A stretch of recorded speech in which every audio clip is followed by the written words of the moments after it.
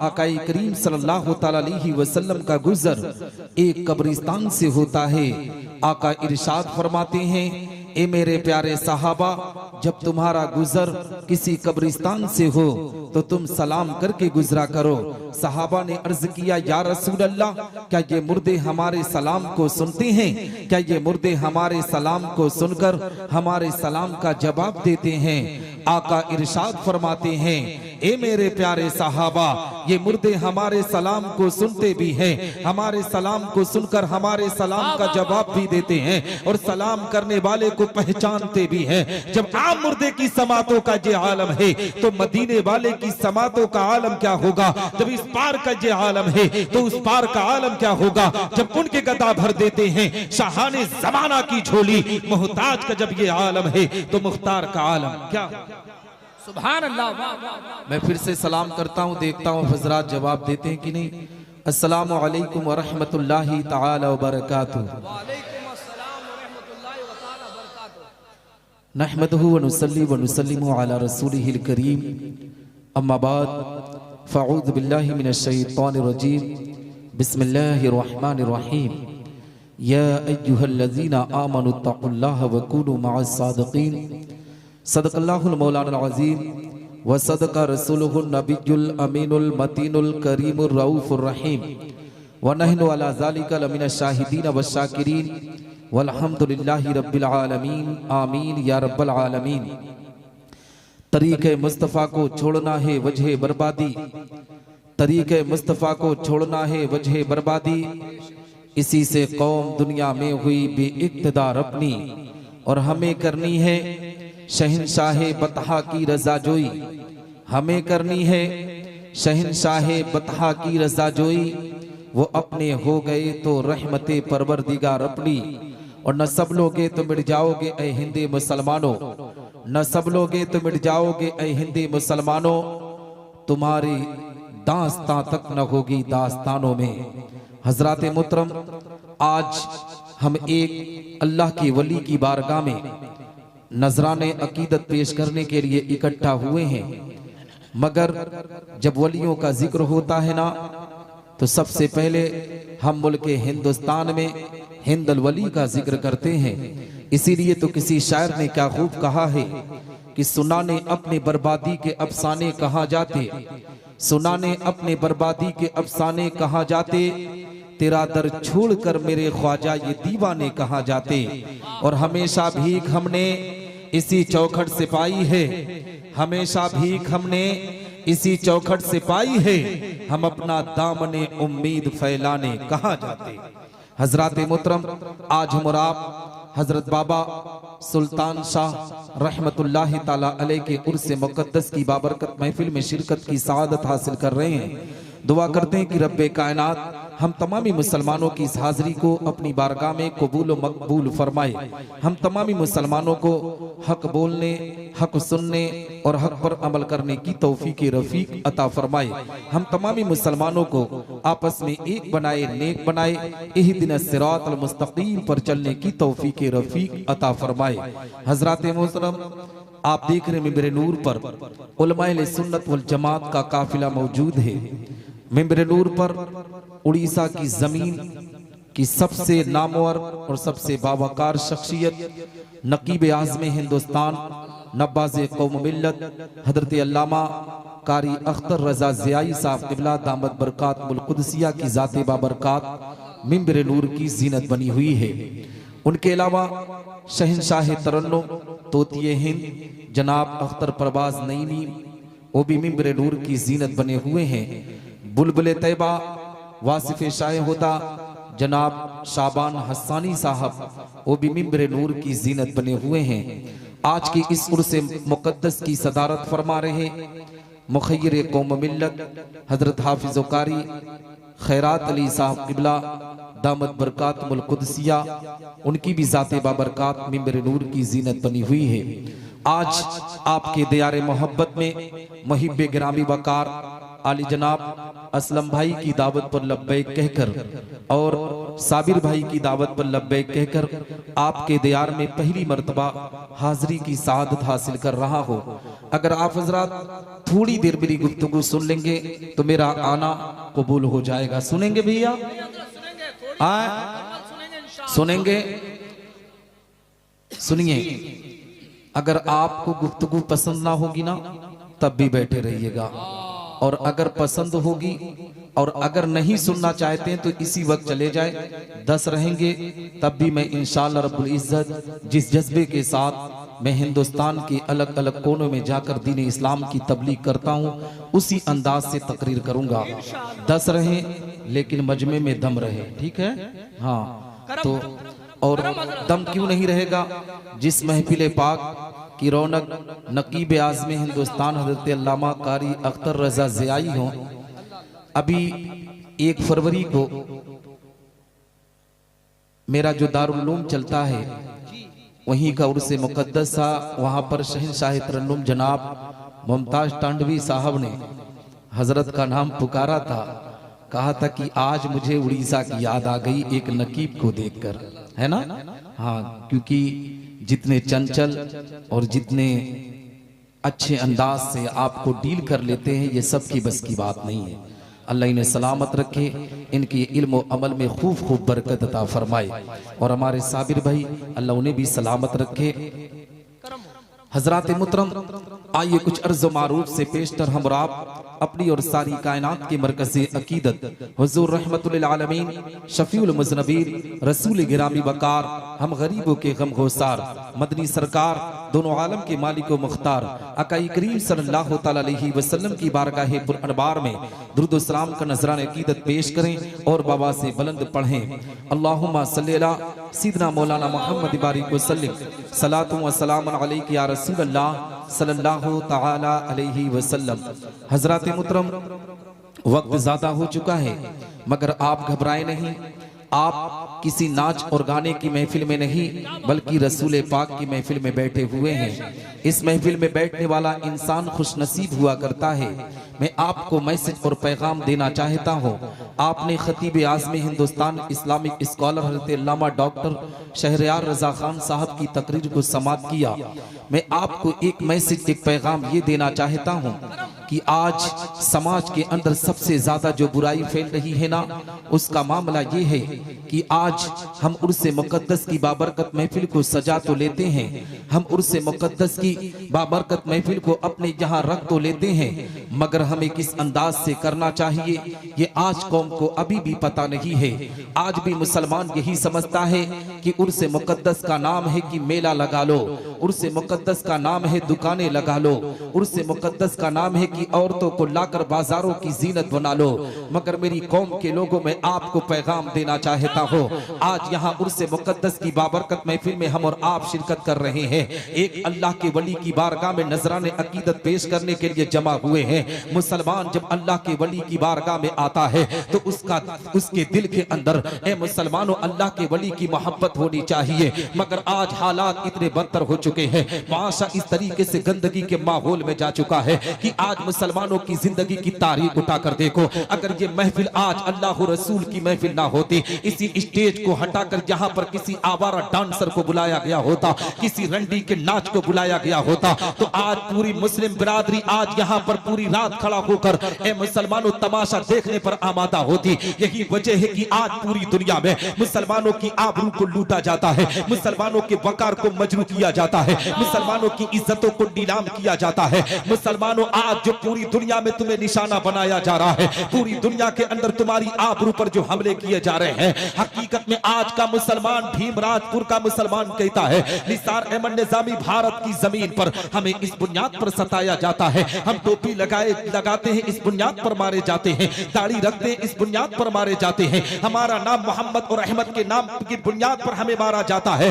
मगर मैं आपको पैगाम देना देना चाहता हो कि आज पूरे मुल्क के अंदर मुसलमान टोपी के नाम पर नहीं मारा जाता, दाढ़ी के नाम पर नहीं मारा जाता, इस्लामी लिबास की बुनियाद पर नहीं मारा जाता। अगर आज तुम सताए जा रहे हो तो अपने गंदे आमाल की बुनियाद पर सताए जा रहे हो। जिस दिन तुमने पैगंबर इस्लाम की गुलामी का पट्टा अपनी गर्दन में डालकर नबी की शरीयत पर चलना शुरू कर दिया, दावे के साथ कहता हो अल्लाह की रहमतें तुम पर नाजिल होंगी, तुम्हारी दुनिया भी संवरेगी, तुम्हारी आखिरत भी संवरती हुई। नारे तकबीर, नारे रिसालत, पैगामे हक, जिंदाबाद जिंदाबाद, है ना? जी जी बिल्कुल सुनेंगे भैया थोड़ी सच देर? बात, वाह। हाँ, आप लोग नहीं सुनेंगे? सुनेंगे अल्हम्दुलिल्लाह। बैठे रहे, मैं सुनाऊंगा इंशाअल्लाह रब्बुल इज्जत। क्योंकि मैं अभी मिंबर पर आया ना, तभी मुझसे फरमाइशें होने लगी कि फला तकरीर आप जरूर बोलिएगा हजरत। हाँ, ये उड़ीसा में हो रहा है, तो ये बड़ी बात है जी, जहां लोग नातखानी को तरजीह देते हैं। अगर यहाँ के उलमा आज खिताबत के मैदान के मामलात को आज लोगों के सामने रख रहे हैं ना, तो इन उलमा का एहसान मानो, इसलिए कि तकरीर से जिंदगी की इस्लाह होती है। आओ मैं आपको बताता चलो, मैंने आपसे सलाम किया मगर सलाम भी आपने जवाब ठीक तरीके से नहीं दिया। मैंने आपसे कहा मुसलमान नबी पर दुरूद पढ़, उस पैगंबर पर दुरूद पढ़ जिसके सदके में अल्लाह ने कायनात के जर्रे जर्रे को पैदा किया है। मगर आज मुसलमानों की जिंदगी की तारीख उठाकर देखो, आज हम जब नबी पर दुरूद पढ़ने की बात करते हैं, हम जब नबी पर सलाम पढ़ने की बात करते हैं, तो जानते हो आज का मुसलमान इधर उधर बैठकर आपस में तबसरा करने पर आमादा होता है। ए मुसलमानों, चाय की दुकानों पर शरीयत मुस्तफा के वकार को मजरू किया जाता है। आज हिंदुस्तान की सबसे बड़ी पंचायत पार्लियामेंट के अंदर अगर शरीयत में मुदाखलत की बात आई है ना, तो उनकी बुनियाद पर नहीं, हमारी बुनियाद पर आई है। हमने चाय की दुकानों पर शरीयत पर बहस किया है, हमने चाय की दुकानों पर कुरान की तालीम पर बहस किया है, हमने चाय की दुकानों पर हदीस पर बहस किया है। मेरी कौम के लोगों, आज हमने अपनी जिंदगी को बर्बाद किया है, हमने अपनी जिंदगी के वकार को मजरू किया है। आज एक मुसलमान दूसरे से पूछता, मेरे भाई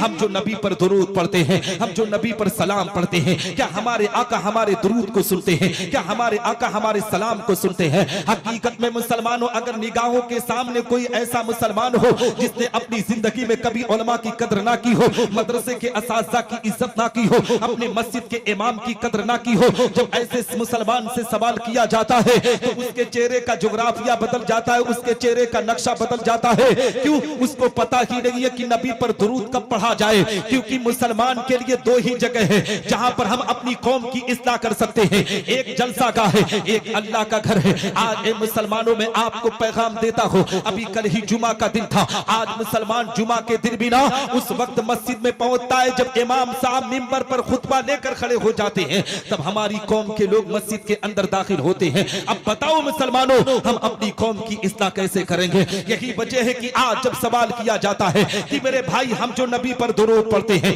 हम जो नबी पर सलाम पढ़ते हैं, क्या हमारे आका हमारे दुरूद को सुनते हैं? क्या हमारे आका हमारे सलाम को सुनते हैं? हकीकत में मुसलमानों, आगे वाला उस सवाल का जवाब नहीं दे पाता है, मगर अगर उसी महफिल में कोई ऐसा मुसलमान बैठा हो जिसके दिल में पैगंबर इस्लाम की मोहब्बत हो, नबी आखिरुज़्ज़मा की अकीदत हो, तो वो सवाल करने वाले को जवाब देता हुआ नजर आता है। कहता है, ए सवाल करने वाले सुन, मेरा ये अकीदा है कि मैं इस भीमराज कटक की जमीन से अपने आका पर दुरूद पढ़ता हूँ और मदीनतुल मुनव्वरा की प्यारी जमीन से हमारे आका हमारे दुरूद को सुन। लाजवाब, जिंदाबाद जिंदाबाद, हक है बेशक। हजरात मोहतरम, अगर यहीं पर मैं अपनी गुफ्तगू को रोक दिया तो कल आपकी कलाई को कोई पकड़कर कह सकता है कि निसार अहमद निजामी उत्तर प्रदेश की जमीन से आया था, उसने इधर उधर की गुफ्तगू की थी, कोई दलील पेश ना किया था। आओ एक ऐसी दलील आपकी निगाहों के सामने रखता चलो जिससे ये साबित हो जाए कि हमारे आका हमारे दुरूद व सलाम को सुनते हैं। आओ हदीस रसूल सुनो। मेरे आका पैगंबर इस्लाम आकाई करीम सल्लल्लाहु अलैहि वसल्लम तशरीफ फरमा है, सहाबाई किराम की अंजुमन लगी हुई है। मेरे आका की बारगाह में एक सहाबी रसूल हाजिर आए, अर्ज गुजार होते हैं या रसूल अल्लाह, ए मेरे आका मैं आपकी बारगाह में कुछ कहना चाहता हूँ। आका करीम सल्लल्लाहु अलैहि वसल्लम इरशाद फरमाते हैं, ए मेरे प्यारे सहाबी तुम क्या कहना चाहते हो। साहब ये रसूल आका की बारगाह में बचलते हैं, आका की बारगाह में अरीजा पेश करते हैं, या रसूल अल्लाह मैं इतना कहना चाहता हूँ, आज आपकी उम्मत आपके जाहिरी हयात में आप पर दुरूद व सलाम पढ़ती है। ए मेरे आका क्या आपके विसाल के बाद आपकी उम्मत आप पर दुरूद व सलाम पढ़ेगी? क्या आप उनके दुरूद व सलाम को सुनते हैं?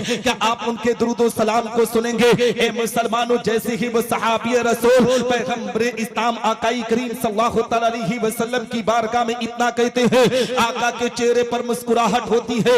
नबी इरशाद फरमाते हैं, ए मेरे प्यारे सहाबी सुनो सुनो, हदीस के अल्फाज है, इन्नी अस्माउ सलात अहली मोहब्बती व आरफूम, मैं अपनी मोहब्बत करने वालों के दुरूद व सलाम को सुनता भी हूँ और उन्हें पहचानता भी हूँ। चाहे हिंदुस्तान की जमीन से पढ़े, चाहे पाकिस्तान की जमीन से पढ़े, चाहे इंग्लिस्तान की जमीन से पढ़े, चाहे अमेरिका की सहराओं से पढ़े, चाहे अफ्रीका के जंगलों से पढ़े, चाहे हिमालय की चोटियों से पढ़े, मैं उसे जानता भी हूँ और उसे पहचानता भी हूँ। और आगे सिर्फ मेरे जाहिरी हयात का मामला नहीं, जब मैं कब्र में चला जाऊंगा तब भी उनके दुरूद व सलाम को सुनता भी रहूंगा और उन्हें पहचानता भी रहूंगा। जब इस हदीस मुबारका पर आला हजरत अजीमुल बरकत मुजद्दिदे मिज्जत माजिया व हाजरा इमाम इश्क व मोहब्बत की नजर पड़ती है तो पुकार उठते हैं बरेली की मुकद्दस जमीन से, दूर और नजदीक के सुनने वाले बुका, दूर और नजदीक के सुनने वाले बुका, काने लाले करामत पे लाखों सलाम, और काशे महशर में जब उनकी आमद हो और भेजे सब उनकी शौकत पे। नारे तकबीर, नारे रिसालत, फैजाने आला हजरत, फैजाने सरकार मुजाहिदे मिल्लत उर्से सुल्तान शाह बाप। घबरा नहीं रहना जी, नहीं ना, बिल्कुल बहुत हाँ, क्योंकि अगर मैं नात पढ़ता ना तो आज पूरी कमेटी इसी बात पर अभी इनाम ला कर देती है ना हजरत जी। हाँ, मालूम नहीं दुनिया के किस मुफ्ती ने फतवा दिया कि जब नात पढ़ी जाए तभी इनाम दिया जाए और जब तकरीर 4 घंटा भी सुन लिया जाए मगर कभी दाद ना दिया जाए जी। मैं आपके इनाम का मोहताज नहीं मगर मेरी कौम के लोगों, जहां आप नात खानों को नवाजते हो ना वही अपने उलमा को नवाजने की कोशिश किया करो। ये निसार अहमद निजामी की पुकार नहीं है बल्कि उलमा की कद्र किया करो, उलमा की इज्जत किया करो। ये उलमा है जो आपको रास्ता बताते हैं, ये उलमा है जो बाप का मकाम आपको समझाते हैं, ये उलमा है जो माँ की ममता को आपके सीने में बसाने की कोशिश करते हैं, ये उलमा है जो भाई और बहन का प्यार आपको बताते हैं, ये उलमा है जो जिंदगी की राह आपको बताते हैं। मैं आपको बताना चाहता हूं जब भी मौका मिले तो उलमाए इकराम की कद्र किया करो, उलमाए अहले सुन्नत वल जमात की गुलामी में अपनी जिंदगी को जिया करो। दावे के साथ कहता हूं जो उलमा का गुलाम बनकर जिंदगी को जिया करता है रब तबारक व तआला उलमा की गुलामी के सदके उसे जन्नत में आला मकाम आता। और मैं आपको बताऊं मेरी कौम के लोगों, हकीकत में आज कुछ लोग इतराज करते हैं कि हम नबी आखिरुज़्ज़मा पर दुरूद क्यों पढ़े, हम पैगंबर इस्लाम पर दुरूद क्यों पढ़े। हकीकत में मुसलमानों हम अपने आका पर क्यों ना दुरूद पढ़े। ए मुसलमानों, रब्बे कायनात ने पैगंबर इस्लाम के सदके में हमें जान अता किया है। हमारे जिस्म में जो जान है ना ये मेरे आका पैगंबर इस्लाम का सदका है। जो सांस चल रही है ये नबी का सदका है। नमाज मिली तो नबी के सदके में, रोजा मिला तो नबी के सदके में, हज की सआदत मिली तो नबी के सदके में, कौली व फेली इबादत मिली तो नबी के सदके में। यहाँ तक के मुसलमानों रब्बे कायनात ने इस दुनिया को वजूद में लाया है तुझे मेरे आका पैगंबर इस्लाम का सदका है। आप पूछेंगे कैसे, तो आओ हजरत अब्दुल्ला इब्न अब्बास की बारगाह में आपको लेकर चलो। हजरत अब्दुल्ला इब्न अब्बास बयान फरमाते हैं कि एक मर्तबा हजरत मूसा अलैहिस्सलातु वस्सलाम को हेतूर पर पहुंचे, अल्लाह की बारगाह में बचलते हैं, रब की बारगाह में अरीजा पेश करते हैं। ए रब तबारक व तआला आज तूने मुझको एक ऐसी नेमत से नवाजा है कि पूरी दुनिया में इस नेमत से किसी इंसान को न नवाजा। रब्बे कायनात इरशाद फरमाता है, ए मूसा मैंने तेरे दिल को मुतवाज़्ज़ पाया इसलिए मैंने तुझको नवाज दिया। मगर ए मूसा सुनो सुनो, फखुज़ मा आतैनाका व कुन मिनश शाकिरीन व मुताला तौहीदी व हुब्ब मुहम्मद सल्लल्लाहु तआला अलैहि वसल्लम। ए मूसा जिस नेमत से तुझको नवाजा गया है उस पर तुम मेरा शुक्र अदा करो और मेरी तौहीद के साथ मोहम्मद अलैहिस्सलातु वस्सलाम की मोहब्बत पर रहो। हजरत मूसा अलैहिस्सलातु वस्सलाम अल्लाह की बारगाह में मचलते हैं, रब की बारगाह में अरीसा पेश करते हैं। ए रब तबारक व तआला, क्या तेरी तौहीद के साथ मोहम्मद अलैहिस्सलातु वस्सलाम की मोहब्बत जरूरी है? अब मुसलमानों, अपनी किस्मत पर जितना नाज करो उतना कम है, अपने मुकद्दर पर जितना फख्र करो उतना कम है, इसलिए कि रब्बे कायनात हमारे मकाम को कितना बुलंद कर रहा है, हमारे वकार को कितना ऊंचा कर रहा है। अल्लाह रब्बुल इज्जत इरशाद फरमाता है, ए मूसा, अगर मोहम्मद और उसकी उम्मत को इस दुनिया में भेजना मकसद ना होता तो मैं जमीन जमा को पैदा न करता, मैं मकीनो मक्का को पैदा न करता, मैं लौहो कलम को पैदा न करता, मैं चाँदो सूरज को पैदा न करता, मैं नबातात व जमादात को पैदा न करता, मैं हैवानात व मखलूकात को पैदा न करता, हत्ता कि ए मूसा मैं तुझे भी पैदा न करता। हदीस कुदसी है, रब तबारक व तआला का फरमाने आली शान है। अल्लाह रब्बुल इज्जत इरशाद फरमाता है, लौला कलमा अज़हरतु रबूबिय्या, ए महबूब अगर तुझे दुनिया में भेजना मकसद ना होता तो मैं अपनी रबूबियत का ऐलान न करता।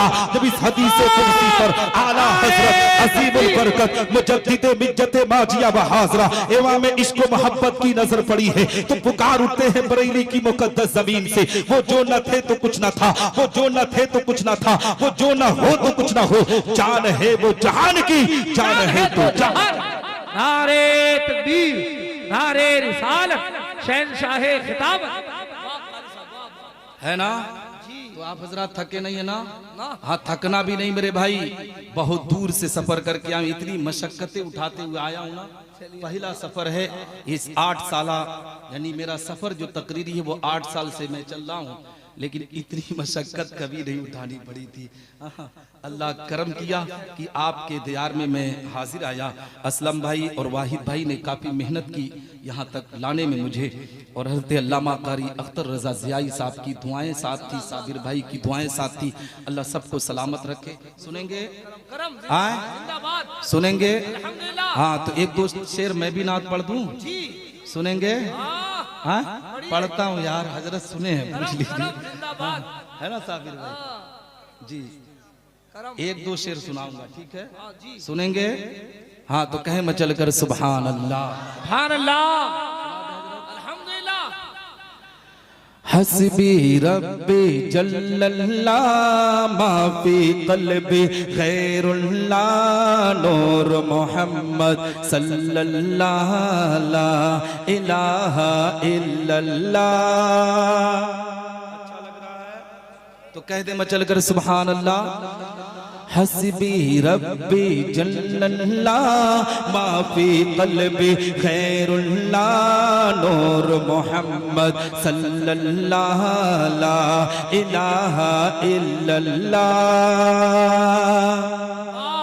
तेरे सदक़े में आका सारे जहां को दीन मिला, तेरे सदक़े में आका सारे जहां को दीन मिला।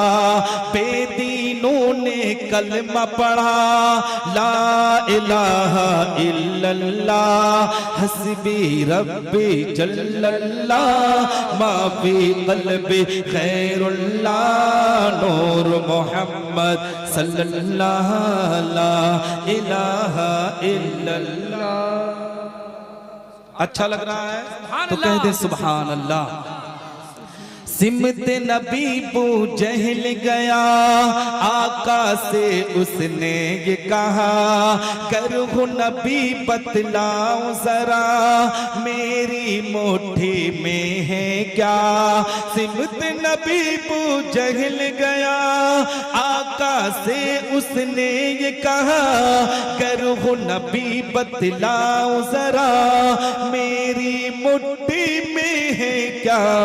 आका का फरमान हुआ फिर फजले रहमान हुआ, मुट्ठी में कंकर बोला ला इलाहा इल्लल्लाह। हस्बी रब्बी, नारे रिसालत, मौजिज़ाए रसूले पाक। अच्छा लग रहा है? मैं आखिरी शेर पढ़ूंगा क्योंकि शेर तो बहुत है लेकिन मुझे तकरीर करनी है, ठीक है जी? सुनेंगे? हाँ, मैं इसलिए पढ़ दिया कि आप जान जाएं कि मैं भी नात पढ़ लेता हूँ, ठीक है? हाँ, जरूरत पड़ी तो मैं नात भी पढ़ दूंगा, ठीक है? तो कहे मचल कर सुभान अल्लाह। बुलबुल कलमा पढ़ती हैं, चिड़िया कलमा पढ़ती हैं, दुनिया की मखलूक सभी जिक्र खुदा का करती है। बुलबुल कलमा पढ़ती हैं, चिड़िया कलमा पढ़ती हैं, दुनिया की मखलूक सभी जिक्र खुदा का करती है। कहते हैं ये जिन्नो बशर, कहते हैं ये जिन्नो बशर, कहता जंगल कहता शजर, कहता है पत्ता पत्ता ला इलाहा इल्लल्लाह हस्बी रब्बी। अल्लाह अकबर, अल्लाह अकबर।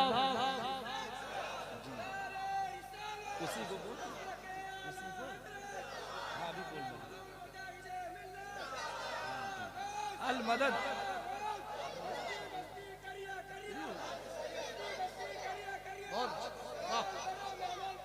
ताजू शरिया, ताजू शरिया, वाह जिंदाबाद। अल्लाह अकबर, वाह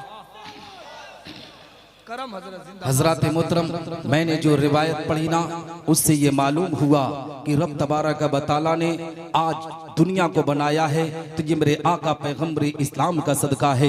यहाँ तक कि रब इरशाद फरमाता है, महबूब अगर तुझे दुनिया में भेजना मकसद ना होता तो मैं अपने आप को अल्लाह तस्लीम ना कराता, मैं अपने आप को रब तस्लीम ना कराता।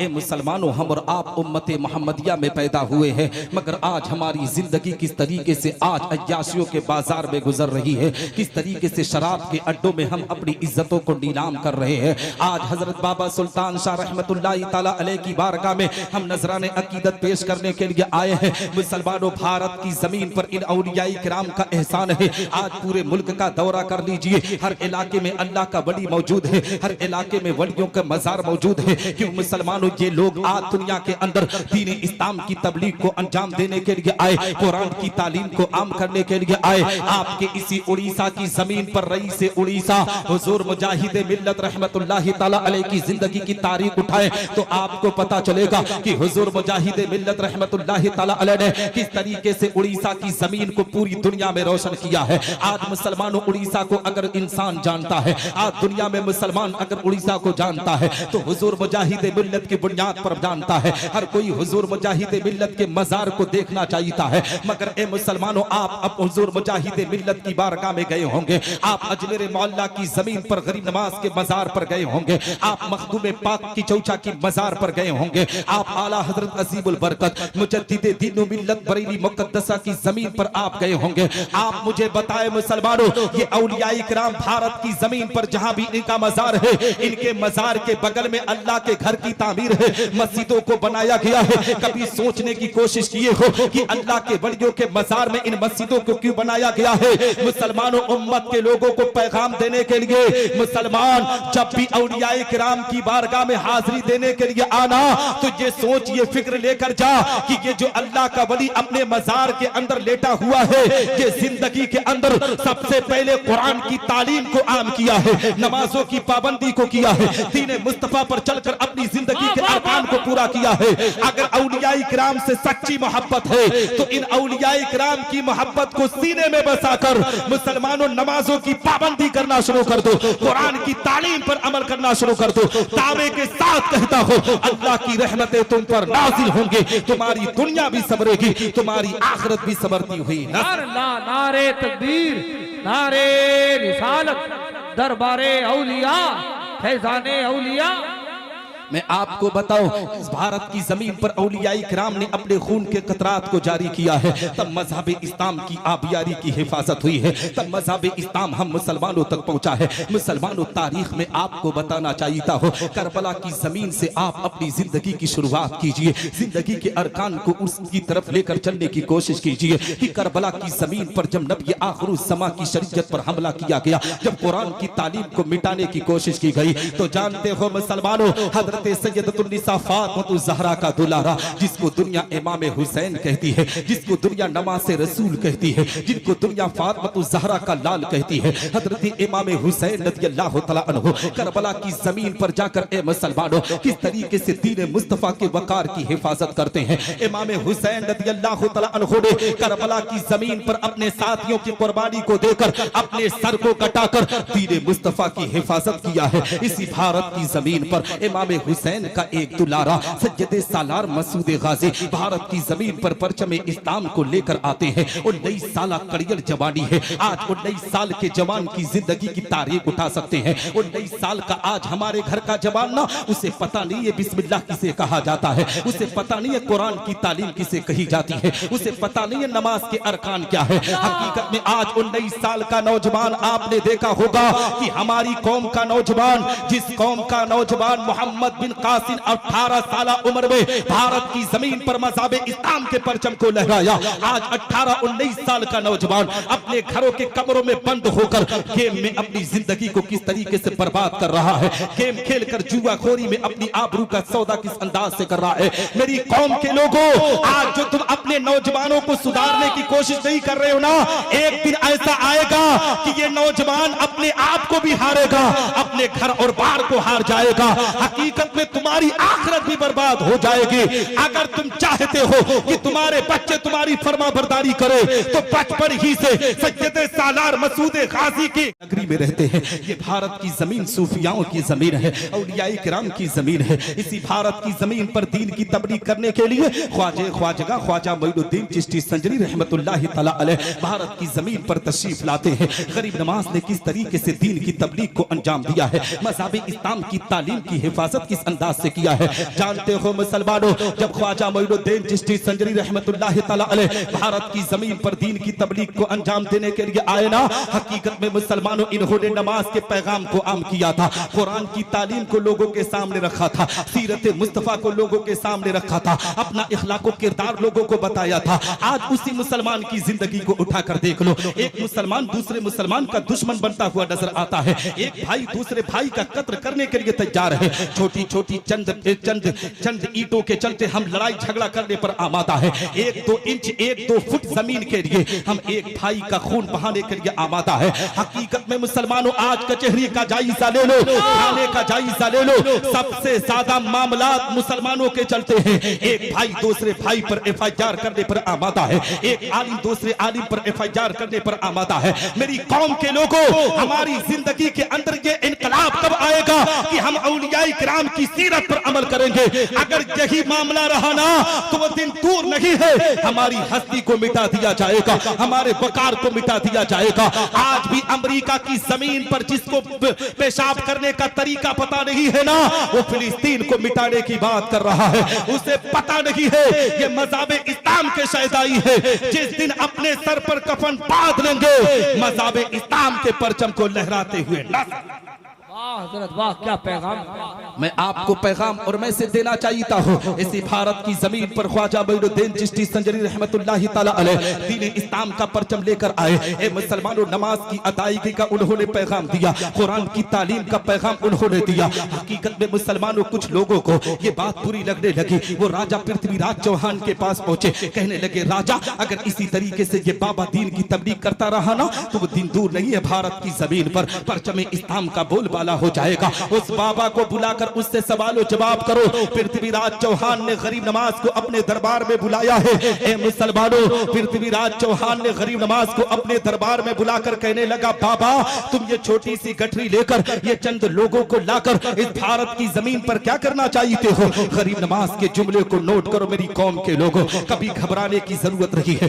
कभी परेशान होने की जरूरत नहीं है। तुम उस भारत की जमीन पर जिंदगी गुजार रहे हो जिस भारत की जमीन पर गरीब नवाज का एहसान है, जिस भारत की जमीन पर आला हजरत अजीबुल बरकत का एहसान है, जिस भारत की जमीन पर हुजूर मुजाहिदे मिल्लत का एहसान है। हकीकत में मुसलमानों, गरीब नवाज से राजा पृथ्वीराज चौहान ने कहा था, बाबा तुम क्या करने के लिए आए हो। गरीब नवाज ने कहा था, मैं दीन की तबलीग को अंजाम देने के लिए आया हूँ, भारत पर हुकूमत करने के लिए आया हूँ। राजा के दरबार में जितने भी वजीर थे, जितने भी मंत्री थे, सारे खिलखिला के हंसने लगे।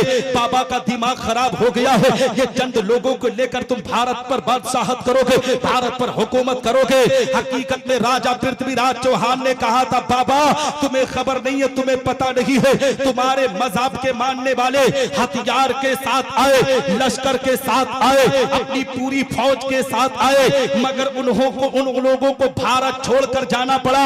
तुम चंद लोग आकर भारत की जमीन पर हुकूमत कैसे करोगे? अब गरीब नवाज के जज्बे को करोड़ों सलाम हो मुसलमानों। ख्वाजा मोइनुद्दीन चिश्ती संजरी ने अजमेर मोहल्ला की पाक जमीन पर राजा पृथ्वीराज चौहान के दरबार में कहा था, राजा सोन, अब तक जितने भी लोग आए थे ना, हर कोई अपने हथियार पर भरोसा करके आया था, अपनी ताकत पर भरोसा करके आया था, अपने लश्कर पर भरोसा करके आया था, मगर गरीब नवाज भारत की जमीन पर आया है तो अल्लाह और रसूल की इताअत पर भरोसा करके आया है। इंशाअल्लाह रब्बुल इज्जत भारत की जमीन पर मैं परचमे इस्लाम को भी लहराऊंगा और भारत की हुकूमत को भी अंजाम देता हुआ जिंदाबाद। बहुत अच्छी हजरत, वाह वाह। तकरीर भूल जाती है, कोई बात सुनेंगे थोड़ी देर और।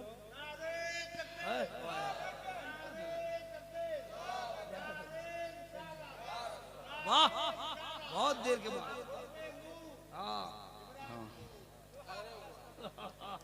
हजरात मोहतरम, ये आपके गांव के हैं हजरत, ये बार बार एक फरमाइश कर रहे हैं, सुना दूं फिर मैं तकरीर करता हूं, ठीक है?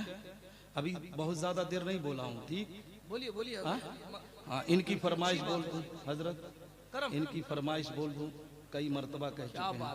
हजरात मोहतरम, आज दुनिया के अंदर जितने भी अदियान व मज़ाहिब हैं, सबका असल मकसद यही बयान किया जाता है कि इंसान अपने खालिक व मालिक, अपने माबूद हकीकी तक पहुंच जाए और उसकी रजा व खुशनुदी हासिल कर सके। यही मकसद लेकर राजाओं ने राज और बादशाहों ने अपने शहनशाही तख्त व ताज को लात मार कर जंगलों और बियाबानों को अख्तियार कर लिया और दीदार इलाही की हसरत में परवाना वार फिरते रहे। इसीलिए तो किसी शायर ने क्या खूब कहा है कि जन्नत में भेज या मुझे दोज़ख में डाल दे, जन्नत में भेज या मुझे दोज़ख में डाल दे, जलवा दिखा के पर मेरी हसरत निकाल दे। यानी ऐ परवरदिगार आलम, तू मेरा खालिक व मालिक है, मैं तेरा बंदा हूँ और मैं हर हाल में तेरी रजा पर राजी हूँ। तुझे अख्तियार है कि तू मुझे जन्नत में भेज या मुझे दोज़ख में डाल, मगर मेरे दिल की तमन्नाओं का मरकज, मेरी हसरतों का काबे मकसूद तू सिर्फ इस कदर है कि तू अपने दीदारे पुर अनवार का एक जलवा दिखा दे। ए मुसलमानों, मेरे कहने का मकसद ये है, इस दुनिया में बसने वाला इंसान चाहे छोटा हो या बड़ा, अदना हो या आला, गुलाम हो या आका, बूढ़ा हो या नौजवान, कमजोर हो या पहलवान, सियासत का निगहबान हो या हुकूमत का पासबान, रियाया हो या जागीरदार, मुजरिम हो या थानेदार, हाकिम हो या महकूम, खादिम हो या मखदूम, गरीब हो या अमीर, बादशाह हो या वज़ीर, इस दुनिया में बसने वाला इंसान हिंदुस्तानी हो या पाकिस्तानी, सऊदी हो या तुर्किस्तानी, इराकी हो या ईरानी, अमरीकी हो या अफगानी, रूसी हो या चीनी, मिस्री हो या जापानी, इसराइली हो या फिलिस्तीनी, इस दुनिया में बसने वाला इंसान अरबी हो या अजमी, मशरिकी हो या मगरबी, शुमाली हो या जनूबी, अरशी हो या फरशी, अजी मिस्टर हो या मास्टर, जज हो या कलेक्टर, हाफिज हो या कारी, आलिम हो या जाहिल, मुफ्ती हो या मुस्तफ्ती, हाजी हो या काजी, मुदर्रिस हो या मुफस्सिर, मुहर्रिर हो या मुअर्रिख, खतीब हो या मुकर्रिर, मुअल्लिफ हो या मुसन्निफ, इस दुनिया में बसने वाला इंसान हनफी हो या हम्बली, मालिकी हो या शाफी, नक्शबंदी हो या सोहरवर्दी, चिश्ती हो या कादरी, बरकाती हो या अशरफी, रज़वी हो या निज़ामी। ए मुसलमानों, मेरे कहने का मकसद ये है, यानी सिद्दीक़ अकबर हो या फारूक आज़म, उस्मान गनी हो या मौला अली, उमर बिन अब्दुल अजीज हो या हसन मुजतबा, हुसैन आज़म हो या शुहदाए करबला, इमाम आज़म हो या गौसे आज़म, गरीब नवाज हो या बंदा नवाज के सूदराज, इमाम मुस्लिम इमाम बुखारी हो या सैयद ज़फरुद्दीन बिहारी, फरीदुद्दीन हो या बाबा ताजुद्दीन, कुतुब आलम हो या शाह आलम, मुहद्दिस सूरती हो या मुहद्दिस दहलवी, मुहद्दिस किचौचवी या मुहद्दिस अल्फसानी, हारून रशीद हो या ख्वाजे उस्मान हारूनी, शामीना हो या यहया मुनीरी, शाह अजमल हो या खतीबुल हिंद संभली, औरंगजेब आलमगीर हो या साबिर कलियरी, निजामुद्दीन औलिया हो या अब्दुल कादिर बदायूनी, शाह बरकतुल्लाह हो या सैयद सालार मसूद गाजी, हाजी मलंग हो या हाजी अली, सदरुल शरीया या हुज्जतुल इस्लाम, सदरुल अफाजिल हो या बख्तियार काकी, मखदूम बिहारी हो या मखदूम सिमनानी, आला हजरत अजीमुल बरकत हो या इमाम ग़ज़ाली मुहद्दिस आज़म हो या मुफ्ती आज़म हुजूर खतीबुल बराहीम सूफी निज़ामुद्दीन या हुजूर मुजाहिद मिल्लत या अल्लामा अख्तर रज़ा खां क़ादरी अज़हरी, इस दुनिया में बसने वाला इंसान चाहे जो कोई भी हो, हर एक के दिल की तमन्ना ये जरूर होती है कि उनसे अल्लाह और उसके रसूल। लाजवाब नारे तकबीर, नारे रिसालत, जिंदाबाद।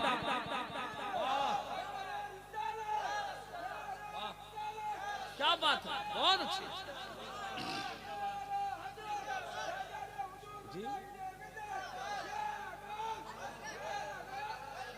बहुत अच्छी।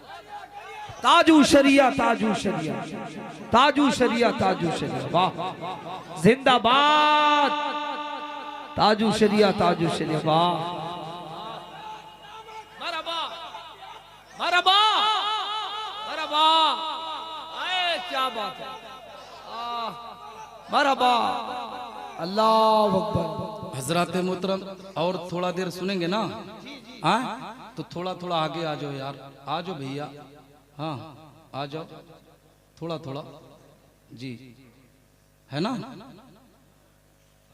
सही है। हजरत मोहतरम, मैंने अभी औलियाए किराम और बुजुर्गान दीन सहाबा के नाम को गिनाया। मुसलमानों, इनकी जिंदगी की तारीख उठाओ। ये हमेशा नमाजों की पाबंदी किया करते थे, कुरान की तालीम पर अमल किया करते थे, शरीयत मुस्तफ़ा पर इनका अमल हुआ करता था। फिर भी इनके दिल की ख्वाहिश और तमन्ना ये होती थी कि इनसे अल्लाह और उसके रसूल राजी हो जाए। मुसलमानों, आज हम अपनी जिंदगी के अंदर कितने गुनाह करते हैं, गुनाहों के दलदल में किस अंदाज से फंसे रहते हैं, मगर आज भी मुसलमान अपने आप में इस तरीके से अपने दिल में तमन्ना आरज़ू को नहीं पैदा करता है। मेरी कौम के लोगों, आज सबसे बड़ा गुनाह जानते हो मुसलमान क्या करता है? आज इसी महफिल के अंदर अभी किसी पीर की आमद हो जाए ना, तो पीर की आमद पर हम इस्तकबाल करते हैं, पीर की आमद पर नारे तकबीर, नारे रिसालत की सदाओं को बुलंद करते हैं। मेरी कौम के लोगों, आज हालात इतने बदतर है ना कि आज पीरों ने भी अपना मामला अलग तरीके से बना लिया है। आज नगर नगर डगर डगर में अलग अलग तरीके के पीर घूम रहे हैं। आज एक अल्लाह के वली की बारगाह में आप अकीदत का नजराना पेश करने के लिए आए हो, मगर इसी दुनिया के अंदर बहुत से पीर ऐसे भी हैं जो समाज के मुसलमानों समाज को खोखला करने की भरपूर कोशिश कर रहे हैं, मज़हब इस्लाम की तालीम की आबरू को लूटने की भरपूर कोशिश कर रहे हैं। जानते हो, हमारी कौम का नौजवान आज अपने बाप की खिदमत करने के लिए तैयार नहीं है, अपने माँ की ममता को सीने में बसाने के लिए तैयार नहीं है, बाप का वकार ए मुसलमानों देखने के लिए तैयार नहीं है। बाप ने कितने हम पर एहसान किए हैं, आज मुसलमान उस पर देखने के लिए तैयार नहीं है। लेकिन हकीकत में मुसलमानों, इसी समाज के अंदर अगर इसी महफिल के अंदर कोई पीर आ जाए तो हमारे समाज के अंदर देखा गया है कि हम पीर परस्ती में इतने पागल हो जाते हैं, हम कभी हाथ चूमने पर आमादा है, कभी पैर चूमने पर आमादा है। हकीकत में जब नौजवानों से पूछा जाता, मेरी कौम का नौजवान ये बता, तो पीरों की इस तरीके से खिदमत क्यों करता है, पीर का इस्तकबाल इस अंदाज से क्यों करता है, तो आज का नौजवान कहता, निसार अहमद निज़ामी, इतने भी पता नहीं है, इतना भी मालूम नहीं है, पीर की खिदमत करूंगा तो अल्लाह जन्नत देगा। दुनिया के किस मुफ्ती ने तुझे फतवा दिया है कि पीर की खिदमत करेगा तो तुझे जन्नत मिलेगी? सुन मुसलमान, उस पीर को भी पता नहीं है कि अल्लाह उसे जन्नत देगा कि दोज़ख देगा, तो वो तुझे जन्नत कैसे ले जा सकता है? अगर दुनिया के अंदर जन्नत चाहते हो तो पीर की खिदमत बाद में कर, सीधे अपने घर को जा, अपने बाप के कदम को दबा दे, अपने माँ के कदम को दबा दे। दावे के साथ कहता हो, जिनके माँ बाप जिससे राजी होते हैं, अल्लाह और रसूल उसी से राजी होते हैं, और अल्लाह जन्नत में आला मकाम। नारे तकबीर, नारे रिसालत, फैज़ाने आला हज़रत, अज़मते वालिदैन। हजरत मोहतरम, कहने का मकसद ये है, आज हम अपने बाप की कदर नहीं कर पा रहे हैं, माँ की ममता को सीने में नहीं बसा पा रहे हैं। लेकिन ए मुसलमानों, बाप कितनी मशक्कतों से एक बेटे की परवरिश करता है, हकीकत में कितनी तकलीफों को बर्दाश्त करता है, तब अपने बेटे को ए मुसलमानों जवान करता है। यही बेटा जवानी के नशे में चूर होने के बाद जैसे ही शादी के बंधन में बढ़ता है ना, बाप के एहसान को भूल जाता है। बाप ने कितनी मेहनत की है, कितनी मशक्कतें उठाई है। हकीकत में मुसलमानों, एक बाप अपने बेटे से सांस समुंदर दूर रहकर, हकीकत में अपने कलेजे के टुकड़े से दूर रहकर किस तरीके से परवरिश के लिए आप अपना कदम को बढ़ाता है। हकीकत में मुसलमानों, एक बाप ही के पास जिगर होता है जो अपने बच्चों को अच्छी शिक्षा देने के लिए, अच्छी तालीम देने के लिए, अच्छा एजुकेशन देने के लिए, अच्छा घर देने के लिए 7 समुंदर पार भी तमाम तकलीफों को बर्दाश्त करता हुआ नजर आता है। दुनिया के अंदर और कोई रिश्ता ऐसा नहीं मिलता है जो ए मुसलमानों हमारे लिए इतनी मशक्कतें उठाए। दुनिया के अंदर एक ही रिश्ता है जिसे बाप कहा जाता है। अपने बाप की कदर किया करो,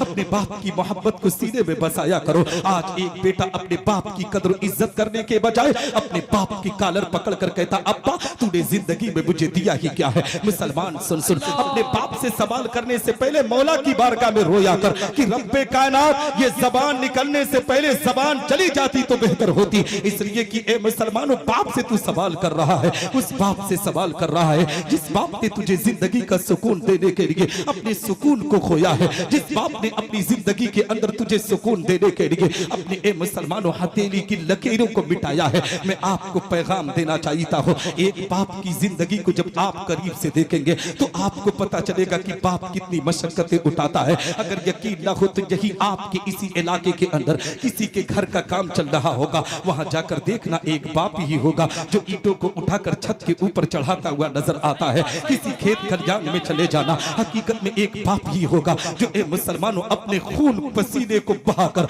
अपने बेटे को इज्जत देने के लिए अपने खून पसीने को बहाता है। अपने बाप की कदर कर लो, अपने बाप से मोहब्बत कर लो। बाप है मुसलमानों तो जिंदगी का सुकून है। जिसके बाप नहीं है ना, उस बेटे से कभी मिलना, उस यतीम से कभी मिलना, हकीकत में ये दुनिया उसके सामने रोटी भी रखती है ना तो मतलब की बुनियाद पर रखती है। हकीकत में मुसलमानों, आज से रब की बारगाह में दुआ करो, अल्लाह हमारे माँ बाप का साया हमेशा रखे। इसलिए कि जिसके बाप और माँ नहीं है ना, उस यतीम से पूछो, आंखों में आंसुओं के कतरात आ जाते हैं। ये अगर आपको यकीन ना हो तो इसी इलाके के अंदर आप चहलकदमी करना, उस बेटे के करीब जाना जिसके बाप या माँ दुनिया से रुखसत हो गए हैं। बाप बेटे से बाप के बारे में पूछना ना, पहले रोएगा फिर अपने बाप की दास्तान को सुनाएगा। इसलिए कि ए मुसलमानों, जब तक बाप होता है तब तक हमारे साथ खुशियां ही खुशियां हुआ करती है। हमें यकीन होता है कि मेरा बाप कहीं से अपना खून का कतरात बेचकर हमारी जिंदगी के लिए, हमारे लिए रोटी तैयार करेगा। हकीकत में मुसलमानों, जिनके बाप नहीं है, हकीकत में वो बच्चे अपने बाप के लिए रोया करते हैं, अपने बाप के लिए आंखों में आंसुओं के कतरात को जारी किया करते हैं। मैं आपको एक वाकया बताऊं, अपनी उत्तर प्रदेश की जमीन का वाकया है, शहर कानपुर का वाकया है, 2024 का वाकया है। हकीकत में जनवरी का महीना था, 18 जनवरी करीब थी। मैं शहर कानपुर के एक जलसे में शिरकत करने के लिए गया था। स्टेशन से और जलसागाह से थोड़ी ही दूरी थी। सैयद साहब की गाड़ी का मामला ऐसा था कि खराब थी। मैंने एक रिक्शे वाले को हाथ देकर मैं स्टेशन के करीब जा रहा था। हकीकत में मुसलमानों, रात की तन्हाई थी। 18 जनवरी हमारे इलाके में ना ये सर्दी का मौसम होता है, उत्तर प्रदेश के अंदर ये सर्दियों का मौसम होता है। ये ऐसी सर्दी का मौसम होता है कि 18 साल का जवान भी अपने बिस्तर से रात के 10 बजे निकलने के लिए तैयार ना होता है। घड़ी में 2 बज रहे थे। हकीकत में मुसलमानों, एक रिक्शे वाले को आवाज दिया, रिक्शा लाकर अपने आप में करीब खड़ा किया। जानते हो, 1 साल ओढ़ा हुआ था, एक चादर अपने ऊपर डाला हुआ था। मैंने रिक्शे वाले से कहा, मुझे स्टेशन पर छोड़ दो। हकीकत में मुसलमानों, उस बाप की जिंदगी को मैं आपको बताना चाहता हूँ। बाप जब मुझे बिठा कर लेकर चलने लगा ना, जैसे ही ब्रिज आई है, हकीकत में मुसलमानों, उसके अंदर इतनी ताकत ना थी, इतनी कुव्वत ना थी कि ब्रिज पर मुझे बिठा कर वो चढ़ा सके। मैं जमीन पर उतरा और उसको धक्का देकर जब ब्रिज के बीचों बीच पहुंचा ना, मैंने उस बाप की कलाई को पकड़ कर पूछा था, बाबा जी आपकी उम्र कितनी होगी? हकीकत में मुसलमानों, आंखों में झांक कर देखा था, उस बाप के आंखों में आंसुओं के कतरात थे। मैंने पूछा, आपकी एज कितनी है, उम्र कितनी है? उस बाप ने कहा था, इस वक्त मेरी उम्र 72 साल है। आंखों के आंसुओं के कतरात आ गए थे। कलेजा अपने आप में दहल गया था कि एक 72 साल का बुजुर्ग, एक 72 साल का बूढ़ा इस सर्द मौसम के अंदर रिक्शा चलाकर किस बुनियाद पर, कौन सी मजबूरी है जो इस रात की सर्दी के अंदर इसको अपने आप में काम करने पर मजबूर कर रही है? मैंने उस बाप की कलाई को पकड़कर पूछा था, बाबा आपको इस रात की सर्दी में आपको काम करने की जरूरत क्या है? हकीकत में मुसलमानों, उस बूढ़े ने आंखों में आंसुओं के कतरात को जारी करके कहा था, मौलवी साहब आपको पता नहीं है, मेरा बेटा IIT की तैयारी कर रहा है, उसके फीस का इंतजाम मैं रात और दिन जाग कर रहा हो। मुसलमानों, दुनिया के अंदर अगर तुम्हारे लिए कोई कदम बढ़ा सकता है वो तुम्हारा बाप हो सकता है। जिंदगी में किसी का एहसान मानो ना मानो, बाप का एहसान हमेशा माना करो। बाप के लिए जिंदगी गुजारा करो। जो बेटा अपने बाप से मोहब्बत करता है, अल्लाह रसूल उसी से मोहब्बत। नारे तकबीर, नारे रिसालत, पैगाम इस्लाम, उर्से मुबारक है ना। तो मैं आपको बताना चाहता हूँ, अपने बाप की कद्र करो, अपने माँ की ममता को सीने में बसाओ। मगर आज नौजवानों में नशा छाया हुआ है ना। जैसे ही बीबी आती है, बीबी की मोहब्बत में इस तरीके से हम सरसार होते हैं, अपनी बीबी की मोहब्बत में इस तरीके से पड़ जाते हैं कि ए मुसलमानों, बीबी तो हमेशा चाहती है कि सास ससुर से हम अलग रहें, लेकिन इन बीबियों को पैगाम देना चाहता हो, अगर तुम्हारे पास किरदार होना चाहिए तो मेरे आका पैगम्बर इस्लाम की अम्मी के पास जो पैगाम जो किरदार था वही किरदार होना चाहिए। मेरे आका पैगम्बर इस्लाम जब अपने माँ की शिकम में थे, हजरत सैयदा आमना की जिंदगी में आपको बताना चाहता हूँ। हकीकत में मुसलमानों, हजरत अब्दुल मुत्तलिब रज़ी अल्लाह तआला अन्हु की उस तारीख को मैं आपको दोहराना चाहता हूँ। मेरी कौम की बेटियां भी बैठी हैं, बहनें भी बैठी हैं, इन बहनों को समझाना चाहता हूँ कि अपने शौहर के साथ साथ अपने सास ससुर की भी कद्र किया करो। हकीकत में ये सास ससुर ना, जब इन्हें तुम माँ बाप जैसी इज्जत अता करोगे ना, तो ये तुम्हें बेटी जैसी इज्जत अता करते हुए नजर आएंगे। आओ, अगर पैगाम लेना है तो मेरे आका पैगम्बर इस्लाम की अम्मी की बारगाह में आओ। हजरत सैयदा आमना है, जानते हो मक्का के लोगों ने हजरत अब्दुल मुत्तलिब रज़ी अल्लाह तआला अन्हु की कलाई को पकड़कर कहा था, अब्दुल मुत्तलिब, हमारे इस मक्का की दस्तूर के खिलाफ तुम्हारे घर से काम अंजाम दिया जा रहा है। हजरत अब्दुल मुत्तलिब ने कहा था, वो कौन सा काम है? हकीकत में लोगों ने कहा था कि तुम्हारे बेटे अब्दुल्ला का विसाल हो चुका है, मगर आज भी तुम्हारी बहू खुशबू लगा कर चलती है। ए मुसलमानों, हजरत अब्दुल मुत्तलिब रज़ी अल्लाह तआला अन्हु जब यही पूछने के लिए हजरत सैयदा आमना के घर गए हैं, हकीकत में मुसलमानों, सैयदा आमना अपने बिस्तर पर बैठी हुई थी। जैसे ही अपने सास ससुर को देखती है कि हजरत अब्दुल मुत्तलिब और हजरत फातिमा आ रही है, तो हजरत सैयदा आमना अपने बिस्तर से उठकर उनका इस्तकबाल करती हुई नजर आती है। आज भी अपनी कौम की बेटियों को पैगाम देना चाहता हो, मेरी कौम की बेटियों, अगर सीरत सीखना है तो मेरे आका पैगम्बर इस्लाम की अम्मी की सीरत अपनी निगाहों के सामने रखो। अपने सास ससुर की कद्र किया करो, अपने सास ससुर की इज्जत दिया करो। हकीकत में मुसलमानों, जो बहू अपने सास ससुर की कद्र इज्जत नहीं करती ना, उन्हीं बच्चियों के, उन्हीं बेटियों को देखा गया है कि उनके माँ बाप को उनकी भाभियां भी कद्र इज्जत नहीं करती है। इसलिए कि तुम जैसा करोगे वैसा ही तुम्हें भरना पड़ेगा। मैं इसीलिए पैगाम देता हूं अपनी कौम की बेटियों को, मेरी कौम की बेटियों, अगर तुम अपने माँ बाप की इज्जत की हिफाजत चाहती हो, अपने माँ बाप के वकार को ऊंचा करना चाहती हो, तो अपने शौहर के माँ बाप की कद्र कर लो। अल्लाह रब्बुल इज्जत गैब से तुम्हारे माँ बाप को इज्जत अता करेगा। हमारे समाज की इस्लाह होगी, हमारे माशरे की इस्लाह होगी, क्योंकि डॉक्टर इकबाल कहते हैं, गलत रवि से मनाजिल का बहुत बढ़ता है, मुसाफिरों रवि से कारवां बदल डालो। और जगह जगह के तक चुके हैं तुम्हें हंगामे, निशाते लज़्ज़ते ख्वाबे गिरा। लाजवाब नारे तकबीर, नारे रिसालत, अज़मते वालिदैन, इस्लाहे माशरा।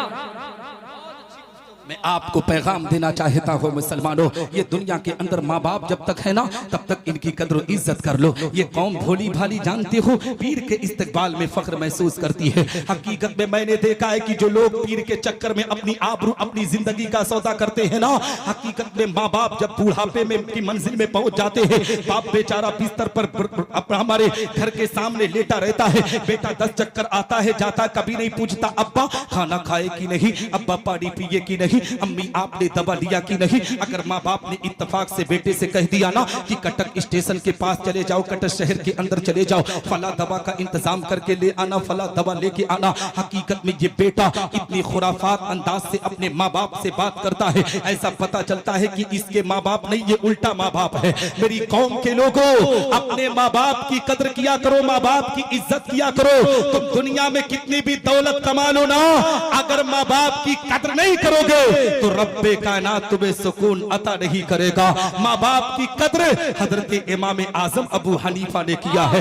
जानते हो उनकी वालिदा माजिदा है हजरत इमाम आजम अबू हनीफा रज़ियल्लाहु तआला अन्हु, करोड़ों करोड़ों हनफियों के इमाम है मुसलमानों। उनकी वालिदा माजिदा अपने बेटे हजरत इमाम आजम अबू हनीफा रज़ियल्लाहु तआला अन्हु को बुलाती है, कहती है नुमान फला मुफ्ती साहब के पास मुझे जाना है मसला पूछने के लिए। हजरत इमाम आजम अबू हनीफा ने कहा अम्मी जान किस मुफ्ती के पास जाना है? हकीकत में मुसलमानों माँ ने कहा था फला मुफ्ती इस तरीके से मसले को बयान करता है। हजरत इमाम आजम अबू हनीफा रज़ियल्लाहु तआला अन्हु जैसा इमाम दुनिया में कहा था मुसलमानों उस वक्त कोई आलिम उनसे बड़ा ना था, मगर हजरत इमाम आजम अबू हनीफा अपनी वालिदा माजिदा को उस मुफ्ती के पास ले जाते हैं। मुफ्ती ने जब इमाम आजम को देखा है वो अपने मसनद से खड़ा हो जाता है, कहता है हजरत आप मेरी बारगाह में कैसे आ गए? हजरत आप मुझे इशारा कर देते, आप मुझे बुला लेते, मैं आपके पास चला आता, आप क्यों आए हैं? इमाम आजम अबू हनीफा ने कहा था कि मैं आज अपनी मर्जी से नहीं